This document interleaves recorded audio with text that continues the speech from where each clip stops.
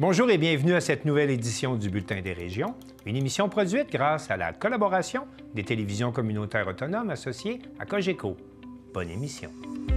Qu'est-ce que ça évoque pour vous, le 5-10-15? C'est un espace absolument magnifique. C'était des belles professions dans ce temps-là? J'ai fait 40 ans, madame. Non. Je vois l'homme comme un arbre parce que l'homme prend racine comme l'arbre. Avez-vous l'impression qu'il y a une relève pour ça? Est-ce qu'il y a des gens qui vont pour pas que ça se perde? C'est cette année que ça vaut vraiment la peine de venir au marché public. Ça représente une belle tradition, en fait, qui est un peu un porte-bonheur pour les pêcheurs.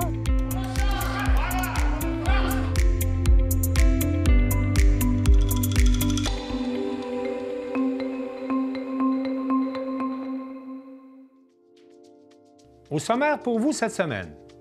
À Thetford, c'est la nuit des sans-abri. À Sainte-Sophie d'Halifax, on propose de visiter des plantations d'éoliennes. À Grande-Rivière, une piste d'athlétisme pour dynamiser la communauté. À Chandler, ça bouge au Salon des aînés. À Lanoraie, à l'occasion de l'Halloween, les Beatles eux-mêmes inaugurent un passage pour les piétons. À Cap-Chat, un Oktoberfest mettant en lumière la richesse et la diversité des produits locaux. À Vaudreuil-Dorion, on rencontre virtuellement les gardiens de la tour. À Petite-Rivière-Saint-François, un chalet-musée en mémoire de la romancière Gabrielle Roy. Mais pour commencer cette émission, on va se rendre à Neuville, où on a inauguré une promenade paysagère d'une longueur de 20 km qui donne des accès privilégiés aux abords du fleuve Saint-Laurent. Un reportage d'Arthur Bordelot de CJSR. La semaine dernière, le trajet promenade-fleuve à Neuville a officiellement été inauguré. Le projet, qui avait débuté en 2019, ne couvre pas seulement Neuville, mais aussi Grondines, Deschambault, Portneuf, Cap-Santé et Donnacona. Bien, en fait, vous savez que dans Portneuf, on a la chance d'avoir le fleuve. On a à peu près 70 km de littoral, 5 municipalités, 6 quais. On a aussi, parmi ces municipalités riveraines-là, 3 qui sont labellisées là, plus beau village du Québec. Donc, il y a plusieurs éléments là, qui unissent là, les municipalités du littoral. Promenade fleuve, c'est quoi? C'est une expérience distinctive de promenade paysagère aux abords du Saint-Laurent à la découverte du littoral et de ses paysages diversifiés. Ce n'est pas une promenade comme à Québec, si on pense à la promenade Samuel de Champlain ou autre. C'est pas une promenade en continu bétonné ou autre.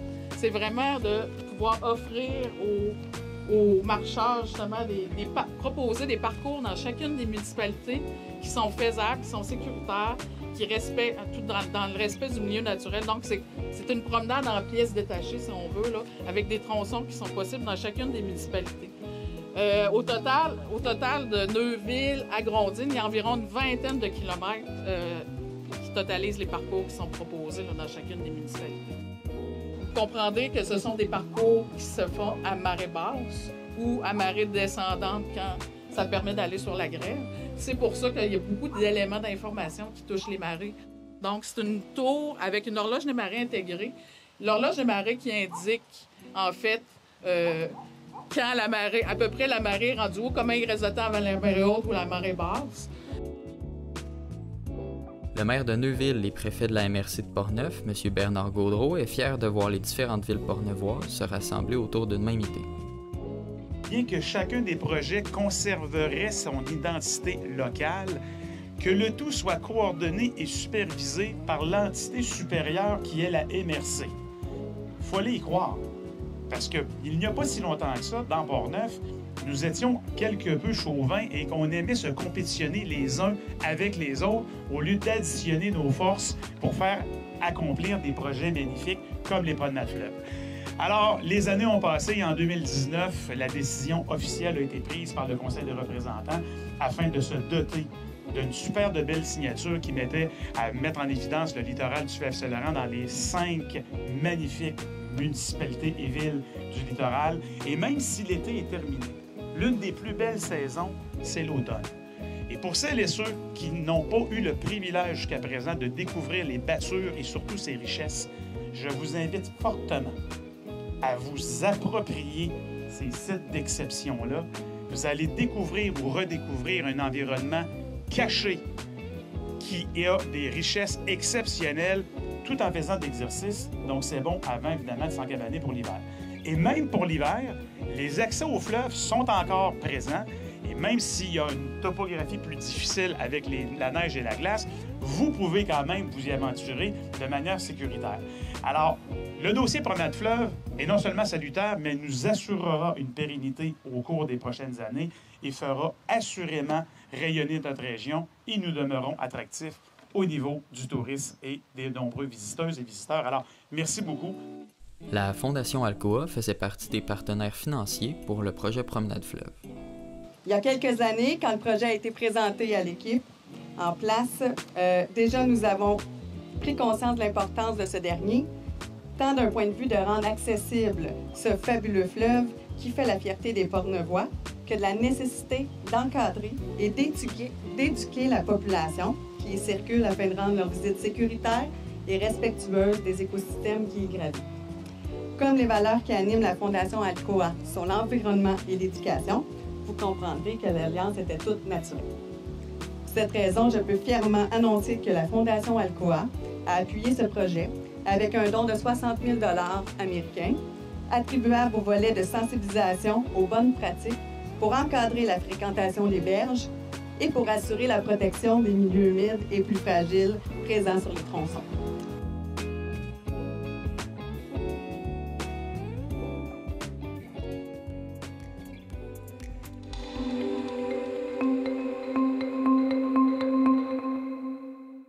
L'équipe de TV-CRA était à la Nuit des Sans-Abri à Thetford pour rencontrer des intervenants qui aident les personnes en situation d'itinérance. On écoute un reportage réalisé par Mathieu Ampleman.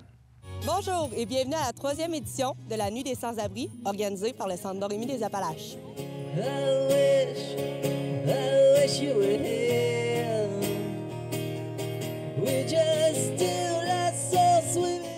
Dans le fond, Alison, ce soir, la Nuit des Sans-Abri, tu es la personne ressource dans l'organisation de tout ça. Comment ça s'est passé, toute la préparation? Comment tu as trouvé ça? Ça a très bien été. J'ai eu beaucoup d'aide de mes collègues, de d'autres partenaires aussi. Là. Ça a super bien été. Ce soir, on a commencé après-midi pour tout installer, les tables, tout ça. Très belle équipe, ça a bien été. C'était très cool. Là, la première année, on avait compté une 50aine de présences. Puis l'année passée, environ 150 personnes là, qui avaient rejoint l'événement. Fait que quand même, là, en 2 ans, la croissance de voir les gens, c'est ça, venir participer à l'événement, mais aussi de donner, de prendre le temps de cibler des choses. Il y en a qui achètent des choses, il y en a qui en profitent pour faire le ménage. Fait que de voir toute cette croissance-là d'année en année, ce soir, on ne sait pas, mais on voit déjà que ça a été un succès par la présence de tout le monde. Fait que j'ai bien hâte de voir là, le taux de participation. Les partenaires, on a eu le Carrefour alimentaire qui nous ont laissé la cuisine pour qu'on puisse préparer la soupe qui est servie ce soir. On m'a dit à l'oreille que c'est vous qui avez préparé la belle soupe de ce soir. Bien, on n'était pas toutes seules, on était une dizaine. C'est ça, c'est de la soupe, une soupe repas, là, aux légumes, puis des pâtes, puis plein d'affaires. La viande. Ouais. Oui. Tu peux pas ne pas l'aimer. Avec tout l'amour qu'on a mis dans cette soupe-là, ma petite fille, ça réchauffe le cœur, je te le dis. C'est un beau geste que vous avez fait pour nous ce soir. Ben oui, ben oui. Hey, ben merci les filles, je vous souhaite une excellente soirée. Ben je vous remercie beaucoup, puis à la soupe tantôt. À la soupe.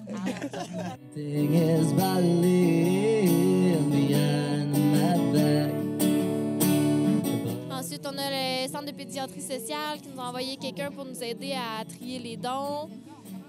Ensuite, on a eu la boucherie Poulain qui ont fourni de la viande, qui sont venus nous porter des repas aussi, tantôt des petites collations. Cette année, on a la chance d'avoir l'équipe du Starbucks de Thetford Mines pour venir nous servir du café toute la soirée. Est-ce que c'est la première fois que vous participez à une nuit des sans-abri? Bien, je sais que celle de Thetford, c'est la première fois qu'on participe, mais Starbucks, c'est vraiment fort sur l'implication et sur le bénévolat. Fait que ça se peut que dans les autres régions, ils aient déjà participé. Bien, nous, dans le fond, on faisait un atelier avec les créatifs. Puis, ils nous avaient demandé de faire une toile pour afficher. Mais un moment donné, on faisait ma vaisselle. J'ai eu un flash. Je me suis dit, on fait des dons de vêtements, alors pourquoi pas peindre sur des vêtements? Je trouvais que c'était plus symbolique un petit peu. Fait qu'on a fait une œuvre collaborative, mais en peignant sur des jeans. Je trouvais que c'était symbolique aussi, les jeans. On peut souvent les passer d'une personne à l'autre. C'était quand même un matériau résistant. Fait que c'est ça. On a invité les gens à venir peindre, faire de la canette sur les jeans. Puis le but de cette création-là, là, tu dirais, ça serait quoi? C'est un peu de sensibiliser les gens et on a invité les gens à écrire des mots bienveillants pour les personnes qui vivent des situations difficiles. Puis c'est supposé être exposé au Don Rémy aussi. C'est vraiment un beau geste de votre part. Merci beaucoup d'avoir participé à la Nuit des sans-abri. Ça fait plaisir. En espérant vous revoir à la prochaine édition. Probablement. Merci, passez une belle soirée. Salut.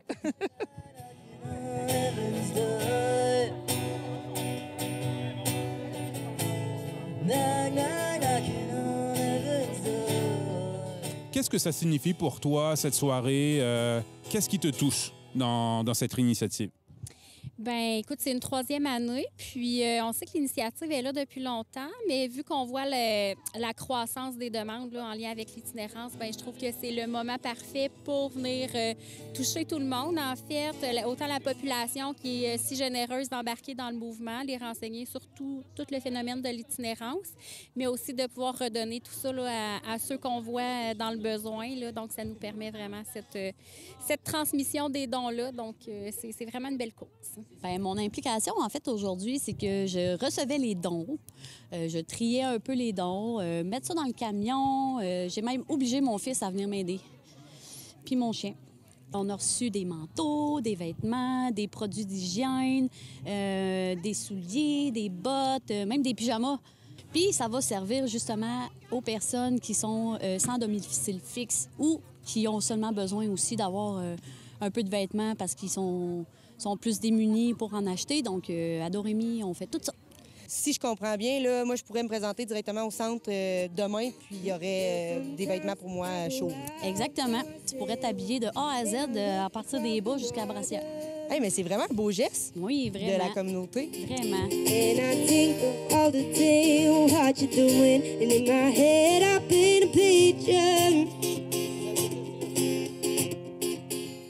Steve, où est-ce qu'on est présentement? En fait, vous êtes dans l'unité mobile du centre Don Rémy, qu'on appelle le Mobile 360. En fait, on offre des services aux personnes qui souffrent de dépendance, en fait. On vient un peu consolider notre offre de services pour tout ce qui a rapport à l'itinérance, à la dépendance. On fait de la prévention, on fait de la réduction des méfaits, on fait de la prévention des surdoses, on dépanne les gens, on donne de l'analoxone, on fait de la formation. On peut accueillir les gens dans notre VR quand il fait froid. Puis on est tout installé, faire un petit café, donner des fois une petite soupe chaude, des sleeping bags, des vêtements chauds. Ouais. Je dirais que les gens sont contents de nous voir. C'est sûr qu'on s'assure que ce soit sécuritaire. On s'assure que la personne elle a envie de nous voir aussi. Là. Des fois, on va la voir, mettons, avant à l'espace. Fait que justement, on va pouvoir lui demander est-ce que tu es à l'aise qu'on aille te voir. Puis à ce moment-là, s'ils sont à l'aise, nous, on va faire des petites visites, là, des petits check-ups. Allô, est-ce que tu es correct? As-tu besoin de quelque chose? Puis on s'assure que les gens vont bien. Bien, en fait, c'est du travail de proximité. On va vers les gens. Des fois, il y a des endroits un peu plus spécifiques qu'on connaît où les gens sont. Alors, quand on connaît ces endroits-là, on peut y aller. L'idée, c'est de ne pas laisser les gens tomber entre les cracks, parce qu'il y en a beaucoup dans le système public, mais aussi dans le système communautaire. Mais on essaie de créer un filet de sécurité, en fait, pour les gens qui ne fitent pas dans les services, pour les gens qui sont désaffiliés un peu des services publics aussi. Fait qu'on essaie de pallier à ça en étant où les gens sont, en étant sur appel. I got a lump in my throat, 'cause you don't see the words wrong.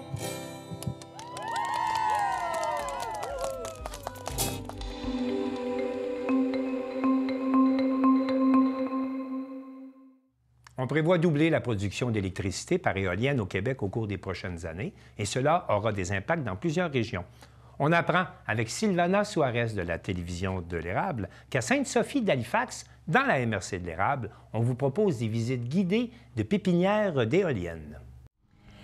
Quel est l'intérêt des gens qui payent pour faire cette visite? Quelles sont les questions plus récurrentes? C'est de la curiosité, c'est parfois des questions de mécanisme, des questions environnementales. C'est très varié. Des fois, on a des groupes plus spécialisés qui ont des questions plus pointues. Mais en général, c'est monsieur, madame, tout le monde qui s'intéresse à ce qu'on dit, puis ils veulent en savoir toujours un petit peu plus. C'est très intéressant. Bonjour, bienvenue à l'espace Sophia. Vous venez de quelle région? Victo? Drummond, Plessis, Victo. Votre première fois ici? Oui, tout le monde? Non? On est 35 belles personnes aujourd'hui. On fait 3 arrêts. Le premier à Sainte-Sophie, le deuxième, c'est à Saint-Ferdinand, c'est où la station contrôle. Le troisième, aussi à Saint-Ferdinand, où est-ce qu'on va être vraiment plus proche d'une éolienne, d'où l'importance d'avoir le casque au cas où qu'il y aurait un oiseau, quelque chose, parce que ça, tu sais, là, le vent, puis tout ça, ça vous protège, là. Mais il n'est pas arrivé rien depuis, là.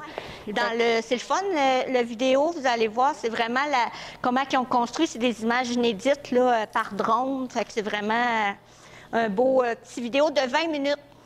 Fait que je vais vous poser des questions, fait qu'écoutez bien, je pars ça. Donc, nous, à Sainte-Sophie d'Halifax, on est une des 3 municipalités qui ont des éoliennes du parc éolien de l'Érable. Donc, il y a Saint-Pierre-Baptiste, Sainte-Sophie d'Halifax et Saint-Ferdinand. Donc, en discussion, dans le fond, c'est déjà depuis 2015, si je ne me trompe pas, qu'on a commencé là, les discussions pour avoir cet accès-là au public, que le public puisse venir visiter. En fait, c'est une industrie, là. Produire de l'électricité avec l'éolien, c'est une industrie. Donc, c'est de donner cet accès-là au grand public pour qu'ils puissent comprendre comment ça fonctionne, comment ça s'est installé, quels ont été tous les préparatifs. Donc, c'est de donner accès à toutes ces informations-là. Donc, on a fait les discussions avec la MRC à ce moment-là de l'Érable et des représentants d'éoliennes de l'Érable. Et eux, et dans le fond, c'était dans leur objectif aussi que leur parc éolien soit accessible et vulgarisé, en fait. Donc, et pourquoi ça a été Sainte-Sophie d'Halifax, c'est que, en fait, dans le parcours, étant donné qu'on arrête à la sous-station, et l'accès à la sous-station est par Sainte-Sophie d'Halifax. Donc, on a demandé, en fait, puis Espace Sophia, ça faisait partie de nos projet, en fait d'avoir du tourisme aussi, là. Donc, on est devenu la porte d'entrée pour le départ là, du circuit de la visite des éoliennes. C'est ça.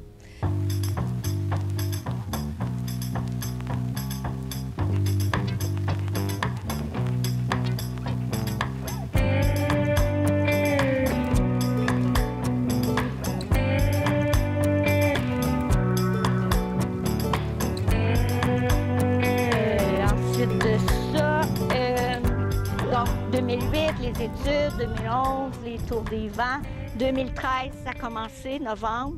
Pour 20 ans, c'est un contrat avec les propriétaires. Ensuite, ils verront s'ils continuent. Est-ce qu'il y a d'autres technologies meilleures? Est-ce que... Ou bien on n'en veut plus, puis on démantèle ça. Ils ont déjà un fonds de démantèlement là, de prévu. Donc, en gros, c'est ça. Les gens ici, à Sainte-Sophie, étaient dans le quartier. Tout le monde a été, à part une famille peut-être, là, mais tout le monde a été favorable au projet parce que ça a emmené beaucoup de travail, beaucoup de travailleurs, des constructions de routes, des constructions de... Si j'avais à déboiser, bien, ils reboisaient toujours un peu plus. Il y a une route où est-ce qu'on va aller, il n'y avait même pas de route, là. C'est des motoneiges qui passaient là. C'est pas un secret, c'est pas caché que les éoliennes, c'est un sujet un peu controversiel ici dans la MRC de l'Érable. Est-ce que les gens, des fois, donnent des opinions, donnent des avis sur la situation, sur si c'est payant ou non pour la MRC d'avoir plus d'éoliennes, plus de projets éoliens? Oui, oui, il y a plusieurs... Pour ce qui est payant, tout ça, on a les chiffres là, qui disent que ça a été payant pour ici. Là, il y a des redevances, des retombées de millions de dollars. Là. Mais c'est ça, ça arrive qu'il y a des gens qui sont complètement contre, puis ils viennent ici, puis là, ils veulent donner leur opinion. Mais moi, je suis là pour informer, donner les faits. Puis, donc, je mets le tir, je redirige le tir en leur disant que moi, je ne suis pas ici pour donner mon opinion. Je suis ici pour présenter les faits, le nombre de kilomètres de routes qui ont été construites, le nombre d'arbres, le reboisement. tout le procédé. Donc, c'est ça. Mais je suis assez stricte, là. Si ça arrive, moi, j'embarque pas là-dedans parce que même moi, j'ai de la misère à me faire une opinion là, des pour, des contre. Là. Donc, c'est une belle visite pour s'informer, puis après se faire son idée, sa propre idée. En fin de semaine passée, après le civil, il y a eu... Oui, manqué de courant. Vous avez averti d'avance. Oui, c'est ça. Des travaux. C'est ça. C'est ça. Parce que tu vois ici, 102 mégawatts chacune, c'est le maximum. Mais s'ils ne vendent pas assez, c'est pas 2. Voilà. Fait que c'est sûr que c'est un maximum. 100 mégawatts, c'est un maximum aussi. C'est environ 35 l'efficacité. Hydro-Québec, c'est à peu près 55 %. Puis si on regarde il y en a qui disent pourquoi on ne met pas des panneaux solaires? Mais panneaux solaires, c'est moins qu'éolien. Fait que oui, on peut en mettre en plus, mais c'est à peine 20 % l'efficacité, 18 à peu près, 18 %.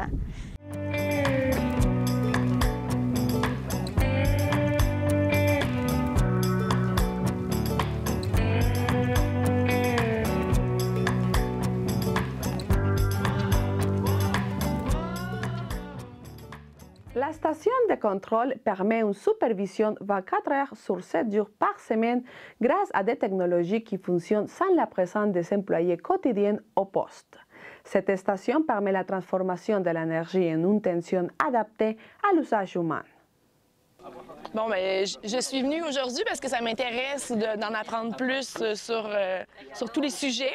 Alors, je trouvais ça intéressant de savoir comment ça fonctionne. Est-ce que c'est payant pour nous d'avoir construit ces éoliennes-là? Est-ce qu'on fait ça dans le but de faire de l'argent ou non? On fait ça dans le but de peut-être faire une autre alternative pour protéger l'environnement. C'est plus pour ça que je suis venue faire la visite. En même temps, je trouve que c'est un bon moment à passer en famille, dans la nature, puis c'est beau hein, de voir les belles montagnes du coin. Là. Surtout là, on est l'automne, alors il y a des belles couleurs.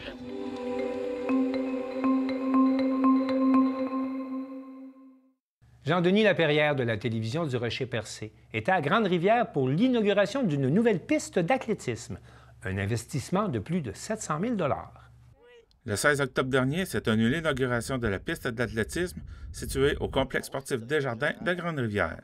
C'est un investissement total de 732 000 $, dont 550 000 $ de Développement économique Canada et le reste fourni par la Ville de Grande-Rivière. Ces installations permettront de diversifier l'offre sportive à Grande-Rivière en incluant des compétitions et la population est invitée à venir en profiter pour ces activités sportives.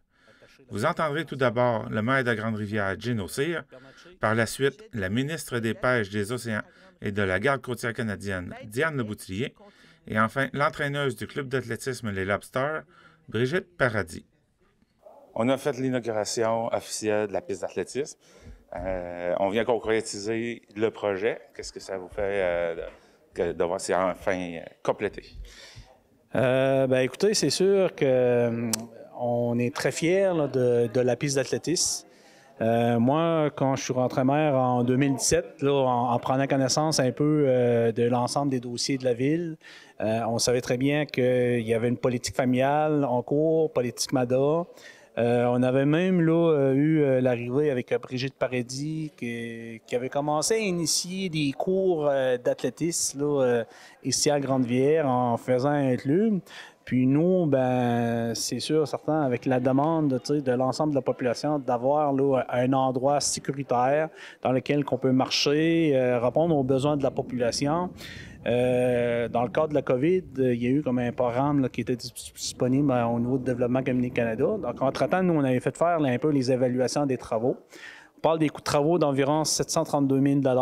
Donc, c'est sûr qu'à ce montant-là, nous autres, la Ville, on n'avait pas la capacité financière pour aller de l'avant. Comme vous le savez, on est une population de 3 500. Par contre, le Développement économique Canada, en déposant une demande d'aide financière, on a été en mesure d'aller chercher un montant de 551 000 $. Donc, il restait à peu près 200 000 à compléter. Puis, grâce à l'appui de certains partenaires financiers que je tiens à remercier, entre autres, Gagnon et Fils, Picherie Michel Collant, Habitation Douglas Leblanc. On a aussi là, Distribution Bernatchez. Qui étaient des partenaires, qui nous a permis là, de ficeler le financement. Donc, à la piste d'athlétisme, de voir aujourd'hui qu'il y a un club de marche qui est en place, que de nos personnes âgées, que quand il y a des activités de fondation, que ce soit pour ramasser de l'argent au niveau du cancer de l'Est du Québec, il y a des activités qui se félicitent. On a même là maintenant un parascolaire qui est en place là, avec les littorales. Puis la piste d'athlétisme, là, je vous dirais, dans l'Est du Québec, c'est la plus importante. Puis moi, dans un autre niveau, d'essayer de trouver des façons pour faire du développement économique, d'apporter le maximum de retombées économiques. C'est que je trouvais regrettable qu'on n'avait pas les infrastructures dans la Rocher-Percé pour faire des compétitions régionales, entre autres avec l'ARCIC. Donc aujourd'hui, je peux vous dire qu'à Grande-Rivière, que ce soit avec la piste d'athlétisme, que ce soit avec le nouveau gymnase à l'école du Bon Pasteur, puis avec le gymnase de la Polyvalente, si j'inclus les infrastructures à Chandler, bien, on est en mesure de pouvoir acquérir des activités chez nous. Puis Brigitte Paradis, puis le club d'athlétisme me parlait même éventuellement d'organiser peut-être des compétitions régionales d'athlétisme ici à Grande-Rivière. Donc c'est un plus. Je vous dirais que ça va nous permettre là, de développer des nouvelles activités chez nous. La qualité de vie, c'est important. Donc, souvent, des gens, ils veulent trouver des endroits pour venir s'établir.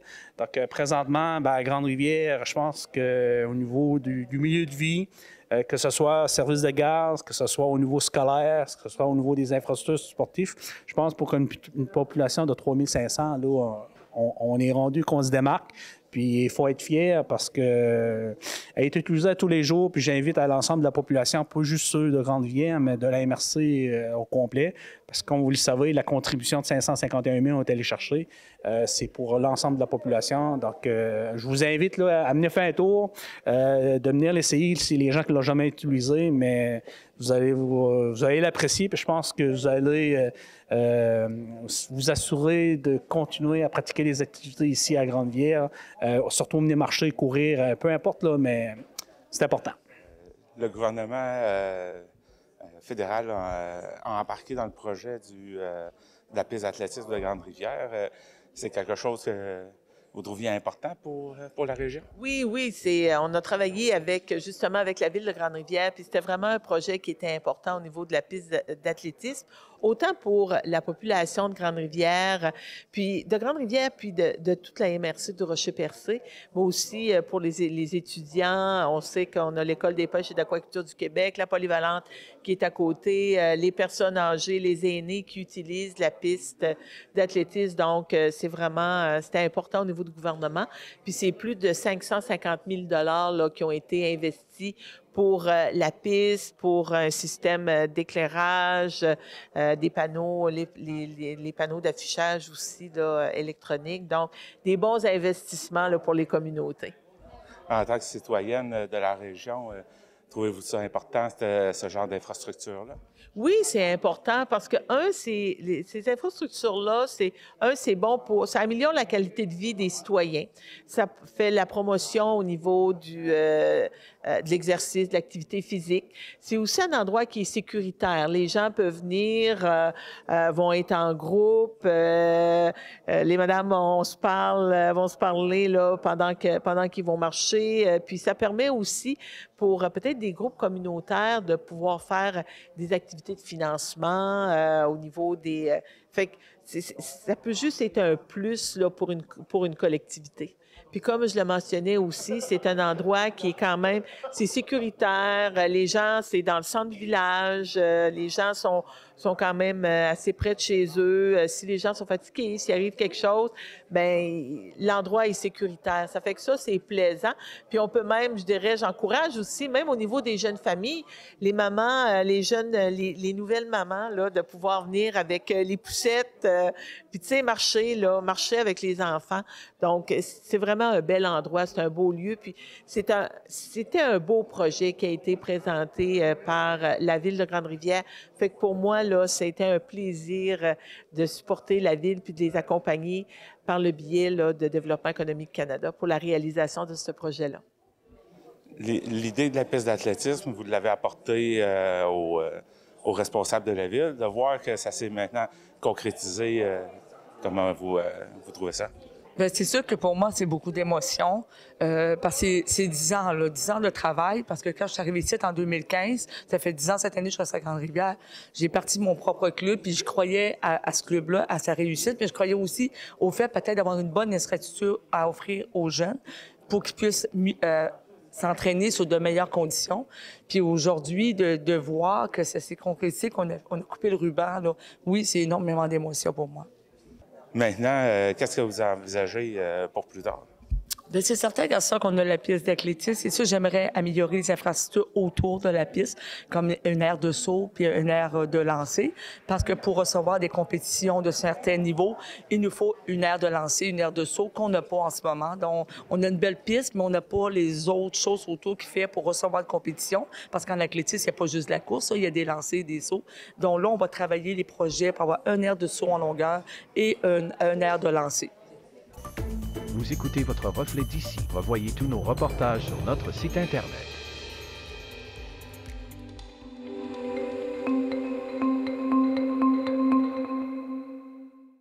À Chandler, c'était la première édition du Salon des aînés de la MRC de Rocher-Percé et Valérie Pinault de Télévague y était. Aujourd'hui, on est à la première édition du Salon des aînés du Rocher-Percé. Qu'est-ce que vous faites ici? Moi, pour commencer, je suis bénévole au point de vue des super voisins, d'organismes dans le coin, pour être, comment on dit, pas surveiller ni épier, mais donner du service d'entraide à nos voisins. Et Franck m'a appelé pour me dire que je suis bénévole. Oui, je voulais participer parce que, comme on dit, c'était encore une autre manière de nous impliquer pour nos aînés, même si j'en fais partie. Puis de profiter de cette journée-là pour faire bénéficier à toutes les autres personnes aussi, comme on dit, de leur présenter qu'est-ce qu'il y avait comme service dans notre communauté pour aider. Puis souvent, c'est qu'on s'aperçoit que les personnes, souvent, sont trop isolées, puis ils n'iront pas chercher de l'aide personnellement ou encore à domicile. Mais dans des salons comme ça leur permet de goûter. Ils ont un menu vraiment complet de tous les organismes qui peuvent leur venir en aide. Souvent, ça peut être seulement un organisme, c'est ça qui va leur sauver beaucoup de désagréments et d'anxiété. C'est ça qu'on veut, de la bien-traitance, elle est là pour ça. Depuis ce matin, nous autres, on va être responsables des sondages. J'ai hâte de passer les sondages tantôt parce qu'on sait que l'activité « On bouge » qui est en bas, ça prend beaucoup depuis tantôt. Là, comme on dit. Les gens ont besoin de faire des activités. Seuls, ils ne feront pas ça. C'est normalement qu'avec un complice que tu vas le faire, puis souvent c'est une amie, une voisine. Souvent, ici, c'est des lieux de rencontre. C'est ça que ça leur permet. En fait, le yoga sur chaise, c'est beaucoup pour quand on est rendu dans notre vie où s'asseoir au sol puis se relever, c'est difficile, c'est long, c'est ardu. Fait qu'avec la chaise, on enlève cette étape-là. Tout ce qu'on ferait dans un yoga normal assis au sol, on va le faire assis sur une chaise. Puis on fait quelques postures debout, mais avec tout le temps la chaise pas très loin. Fait que si l'équilibre est un peu précaire, on peut tout le temps mettre la main sur le dossier de la chaise, aller chercher un peu plus d'équilibre. Fait que c'est des séances de yoga comme j'enseignerais à des gens dans la vingtaine, mais adaptées avec des capacités quand ça devient un peu plus difficile de s'asseoir au sol, de se relever quand l'équilibre est plus précaire. Puis c'est justement des choses qu'on veut travailler quand on avance en âge. Là, on veut pas tomber, on veut que notre stabilité reste là. Fait que c'est toutes des choses qu'on va aller travailler avec le yoga sur chaise. En fait, on leur présente des ressources là, en activité physique. Donc, par exemple, l'impact que l'activité physique peut avoir sur notre sommeil, sur la santé mentale. Aussi, on leur présente les ressources en activité physique qu'il y a de disponibles sur le territoire là, dans Rocher-Percé, puis où ils peuvent se joindre à des groupes d'activité physique. Là. Vous travaillez pour qui?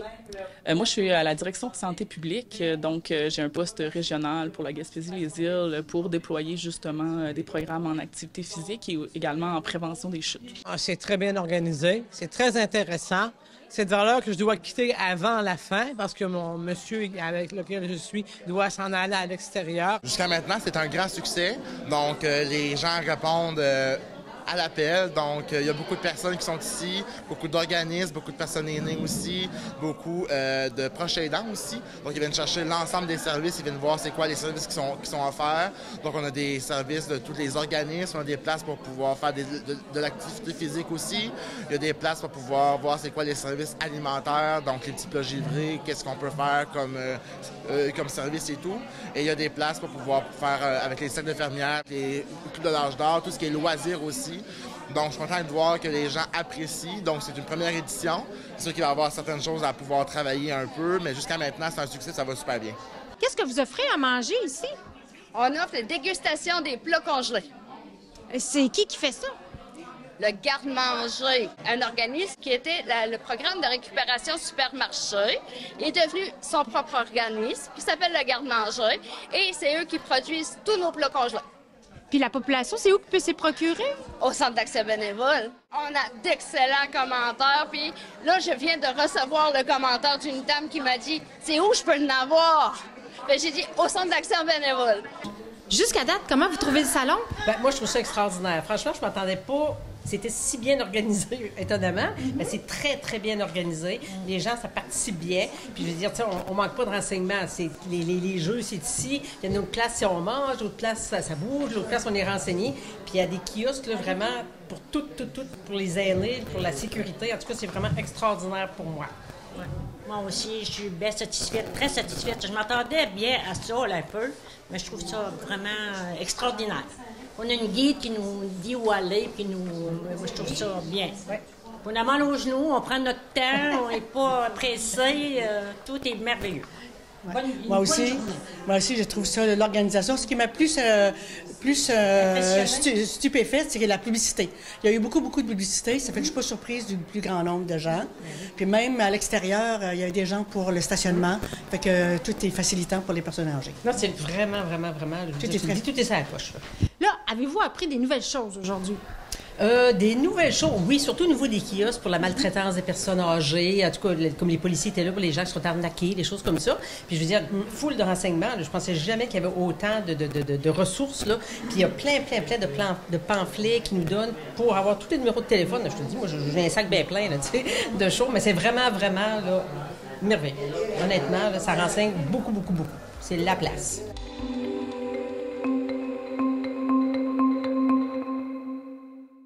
Daniel Yvon de CTRB nous apprend que la ville de Lanoret a trouvé une façon originale pour l'Halloween pour parler de sécurité routière en invitant nul autre que les Beatles pour inaugurer un passage piétonnier. Pour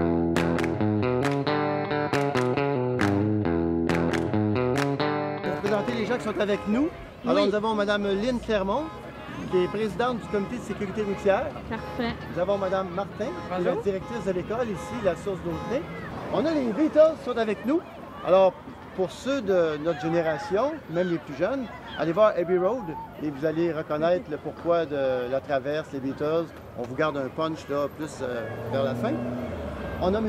Oussinou, donc qui est représentant de Action vers Zéro, un organisme qui nous collabore avec l'école, avec la municipalité, pour justement inculquer aux jeunes de meilleures pratiques lorsqu'ils circulent sur la route. Et on a Monsieur Steve. Monsieur Steve, qui aussi est de Action vers Zéro.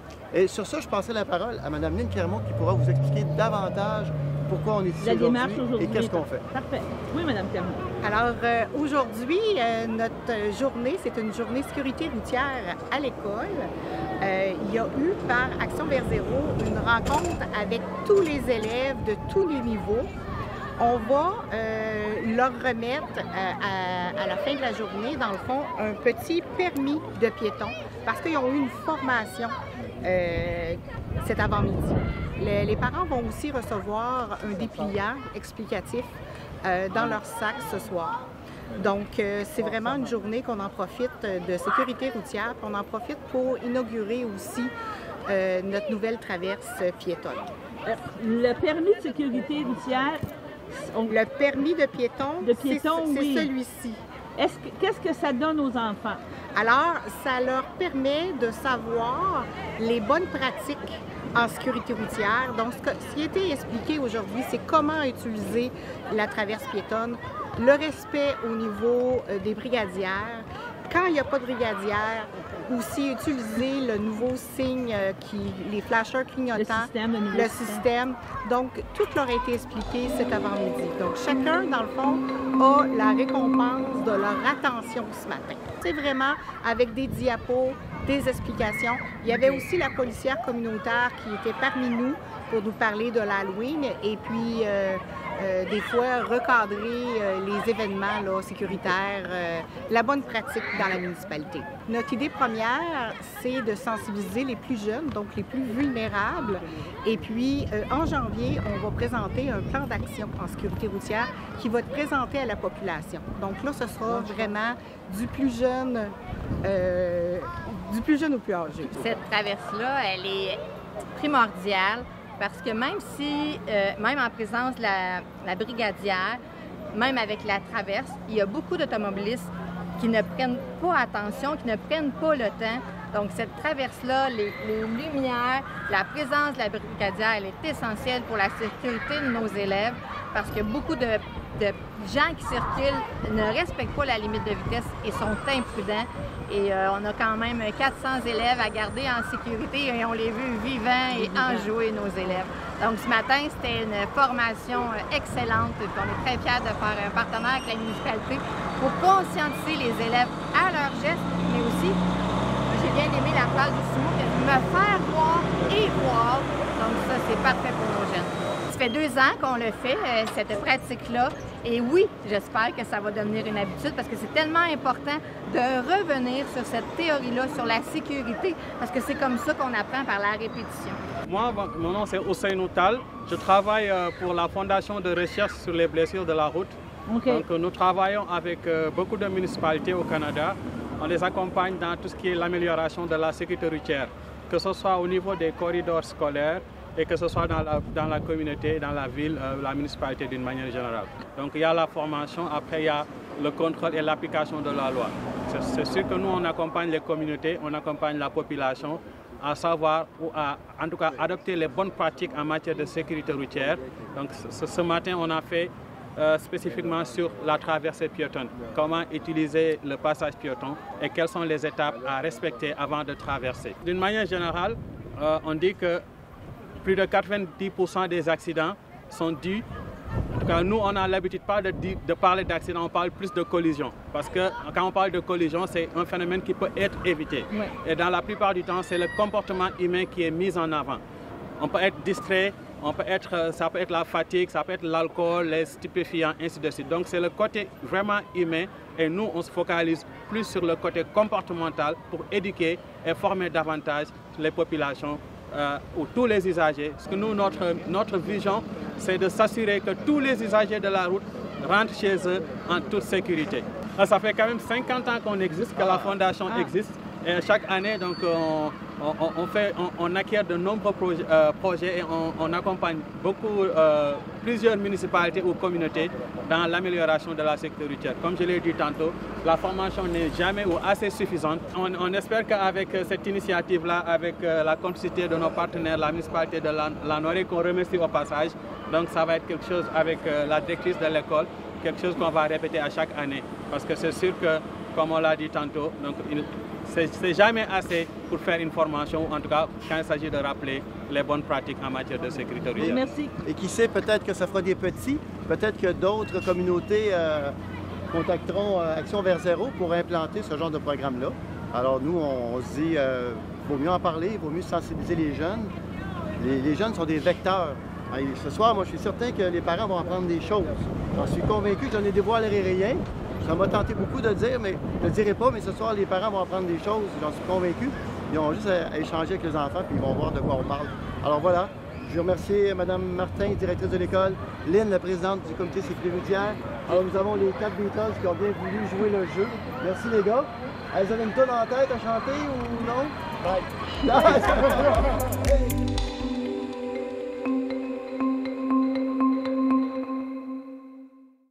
À l'Oktoberfest de la Haute-Gaspésie, à Cap-Chat, on célèbre les produits locaux et leur qualité.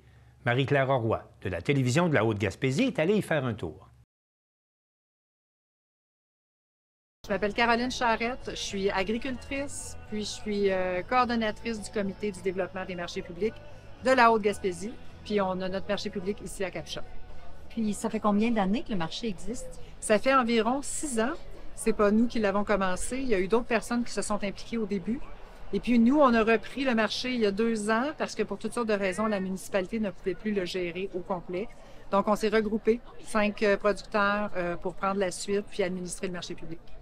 Ça fonctionne bien. C'est ouvert de quelle date à quelle date, le marché public? C'est ouvert de la fin juin, comme autour de la Saint-Jean, jusqu'à fin septembre. Puis généralement, on clôture avec un bel événement comme on a fait aujourd'hui à l'Oktoberfest. Ça fait plaisir de voir Marie.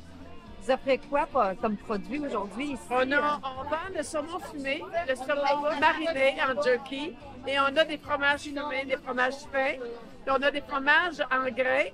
Je vais juste vous parler de notre produit vedette, c'est le jerky de saumon. Saumon mariné et déshydraté. Et c'est un petit bonbon. Allô, ça sent bon ici. C'est toi qui es le cuisinier de l'Oktoberfest à Cap-Chat. Oui, c'est moi qui grille les saucisses. Oui, puis les saucisses sont à quoi? On a les saucisses porc et bœuf de la Ferméole à Cap-Chat.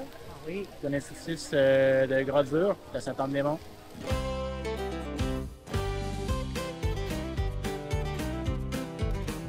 Vous êtes ici toutes les semaines?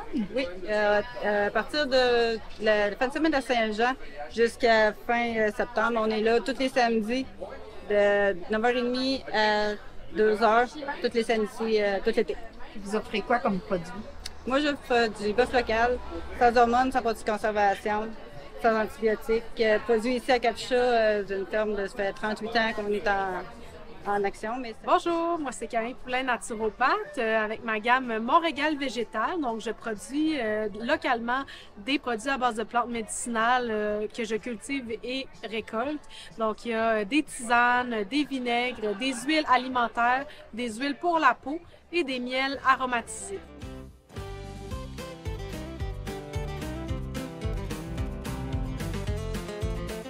Alors bonjour, je suis Sylvie de la distillerie Cap-Chat. Alors ici, on présente certains de nos produits de la distillerie. On vous offre de les déguster. On offre à la distillerie une vodka, on a plusieurs différents gins, différents arômes. On a des eaux de vie également et des liqueurs. Oh, allô! Donc bonjour, je m'appelle Marie, je travaille pour le comité ZIP Gaspésie. Donc, comité ZIP Gaspésie, dans le fond, on travaille partout en Gaspésie, puis on va faire de la concertation puis de la sensibilisation sur plusieurs choses. On va travailler principalement en milieu marin et milieu côtier. Donc, aujourd'hui, dans le fond, on va vous parler un peu de nos projets.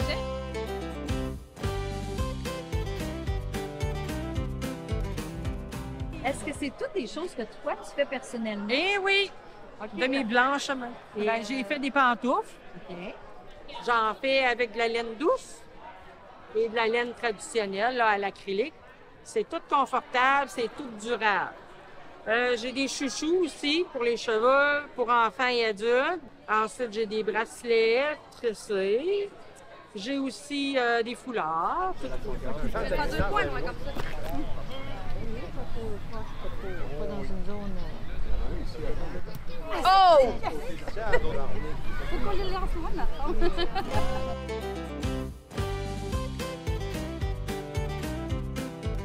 Qu'est-ce que c'est votre nom? Marc-Antoine Deroy. Je suis en train d'écrire un livre sur le parc Forillon. Ça serait bien de faire un événement justement avec votre livre. C'est sur l'histoire du parc Forillon? Bien, c'est la géologie, la nature et l'histoire. Donc, l'histoire fait partie du livre, c'est ça. Donc, à notre organisme, on a la librairie et le musée à côté. C'est bien de faire des événements littéraires comme ça, surtout quand ça touche l'histoire de la région.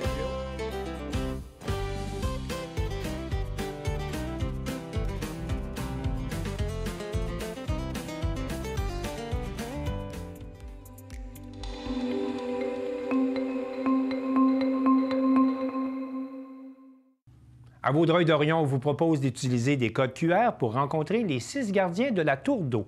Un reportage de Louis-Éric Masse de CSUR.tv.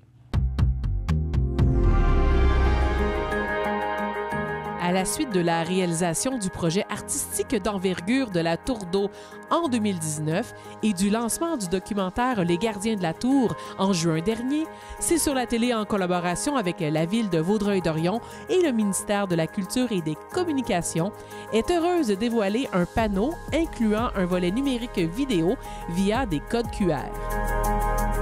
C'est quoi le projet des codes QR? En fait, les codes QR qu'on voit ici, ça vient s'inscrire dans le cadre de notre entente de développement culturel avec le ministère de la Culture et des Communications du Québec. Donc, on avait eu un financement, là, en fait, un partenariat avec eux pour faire la superbe murale sur la Tour d'eau. Et il y avait une partie qui était aussi tout ce qui était, en fait, un peu médiation numérique également, qu'il fallait mettre de l'avant. Donc, les codes QR viennent un peu appuyer cette partie-là, cette phase-là du projet. On a voulu aller beaucoup plus loin, au-delà du film, pour que les gens puissent vivre une expérience interactive à la suite. Donc, il y a des panneaux qui ont été installés. Et oui, on peut lire les petits textes, mais on est dans un monde où est-ce qu'on veut beaucoup plus que lire. On veut réagir. Alors, il y a des codes QR qu'on a programmés. Qu'est-ce qu'on découvre dans ces fameux codes QR-là? Bien sûr, ce sont les personnages sur la tour, nos 6 gardiens. Le gardien de la famille, le gardien de la culture, le gardien de la mémoire, le gardien de l'eau. Ce sont tous des personnes, des personnages qui ont eu un impact important dans la région, des personnages historiques, des personnages qui représentent des aspects importants de la culture et des arts de la région. Je pense que la Ville a un rôle de diffuseur, de gardien aussi du patrimoine, de le faire connaître à ses citoyens. Puis de cette façon-là, je pense que ça peut amener justement les gens à mieux s'approprier leur territoire. Le panneau situé au pied de la tour d'eau du secteur d'Orion permettra aux passants curieux d'en apprendre davantage sur les personnages qui veillent sur les habitants de Vaudreuil-Dorion.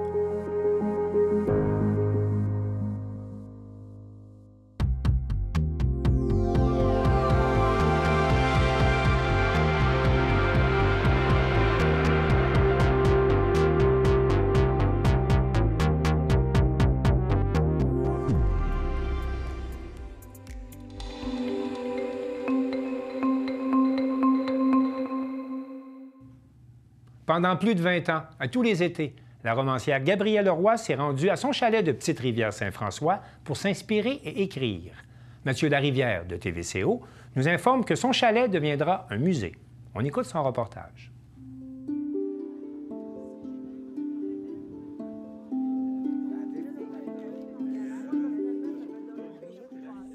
La municipalité de Petite-Rivière-Saint-François lance en grande pompe le chantier du chalet-musée Gabrielle Leroy, qui devrait accueillir des artistes en résidence et des visiteurs à partir de l'année 2026. L'établissement permettra d'honorer l'une des grandes dames de la littérature franco-canadienne qui a séjourné pendant plus de 2 décennies dans la région.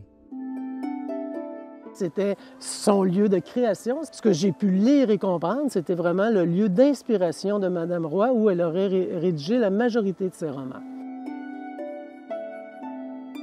Elle venait passer ses étés ici, là. Elle venait passer pendant 22 ans. Je l'avais, en tout cas, elle a passé de 1960. Elle a acquis le chalet un peu avant, mais commençait à passer ses étés, d'après ce que j'ai lu, jusqu'à 82.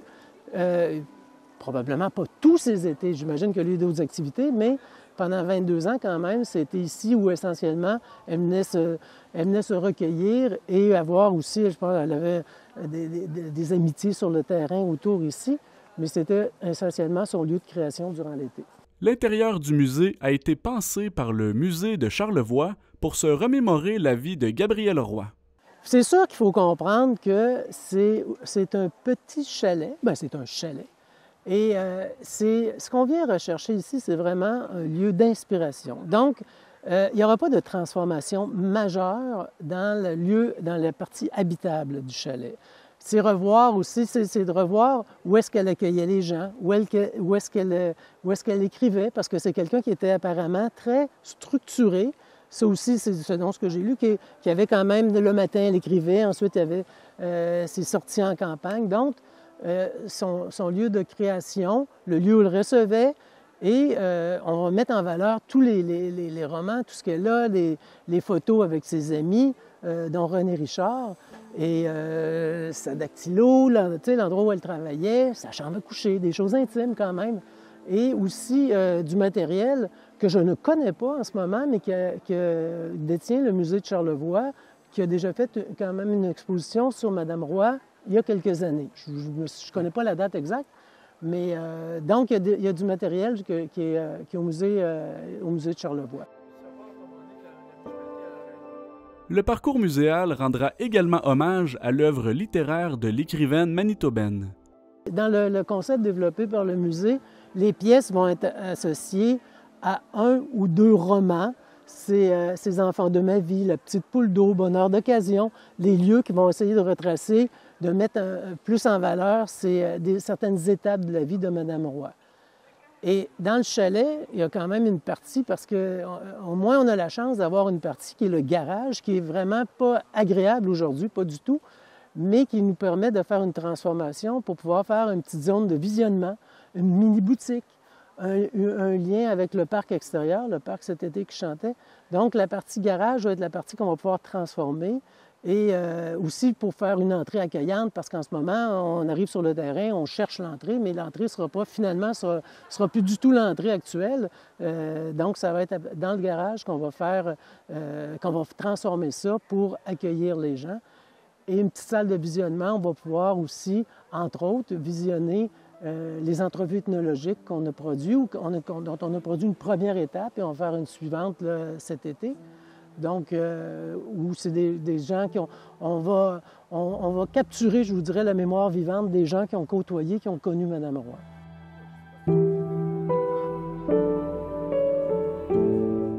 Un parc interprétatif extérieur intitulé « Cet été qui chantait » sera également aménagé autour du chalet-musée. Un architecte de Lamalbaie a été approché pour la conception de ce projet. Mon défi, ça a été de savoir comment, à un moment donné, on aborde un projet de ce type-là, parce que c'était dans un univers privé. Et plus comme ce que j'ai l'habitude de faire dans certains projets où c'est du public. Et justement, avec le fait qu'on envisage que ça soit aussi une résidence artistique qui va accueillir des artistes qui vont être présents, et jumeler la visite avec quelqu'un qui va venir créer, il y avait un double défi. Il fallait garder un certain sentiment d'intimité. Exactement.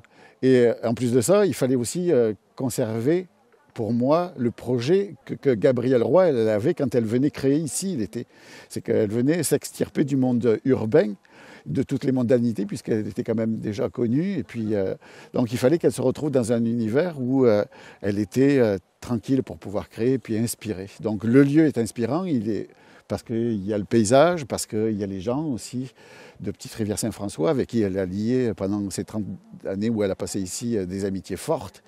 Elle était liée avec le lieu, mais aussi avec les gens. Et puis les choses étaient imbriquées les unes aux autres. Et c'est ça que j'ai voulu travailler et être respectueux de ça. Et c'est pour ça que dans le projet de développement, au niveau du concept, j'ai voulu être respectueux. Et comment on pouvait être respectueux en faisant un aménagement, c'est de ne pas créer quelque chose qui soit trop proche du chalet et qui soit, qui laisse le visiteur en périphérie. On ne peut pas faire une forme de voyeurisme. Exactement. Oui, on invite les gens à la connaître, mais à être encore respectueux, comme si elle était encore là en train de créer. C'était ça l'idée.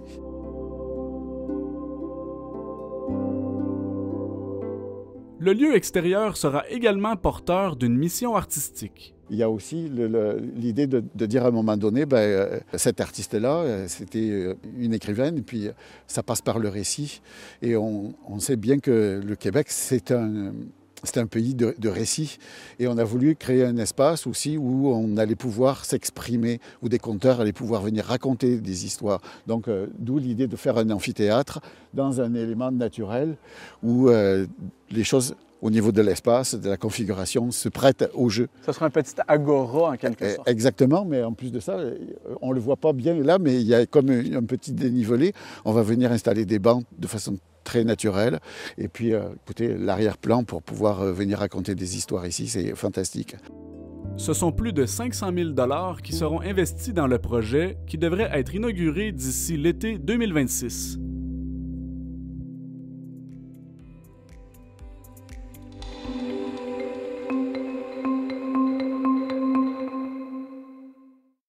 C'est tout pour le Bulletin des régions cette semaine. Je remercie toutes les télévisions communautaires participantes et je vous dis à bientôt.